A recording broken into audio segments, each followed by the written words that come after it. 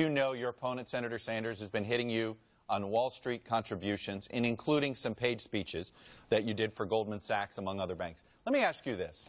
Why do you think one of these big banks paid you over $200,000 for a speech? Well, look, I gave speeches to a wide array of groups, from healthcare groups to auto dealers and many, many more. And I think what they were interested in, because what we talked about was the world.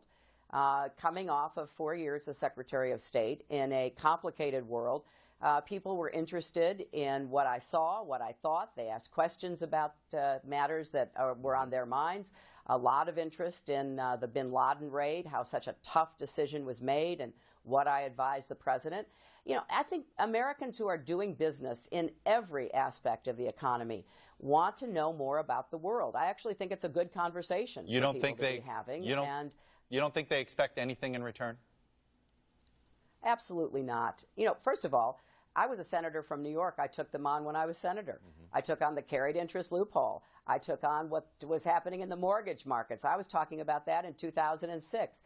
They know exactly where I stand, and I'll tell you, Chuck, it's really interesting to me that now Karl Rove has taken money from the financial interest to run an ad against me to try to influence Democrats not to support me. Why? Ask yourself why. Because he knows, number one, I know what must be done, and number two, I know how to get it done to make sure that Wall Street writ large, not just the banks, but the investment banks, the hedge funds, and everybody else, no longer can wreck our economy the way they did in 2008. All right.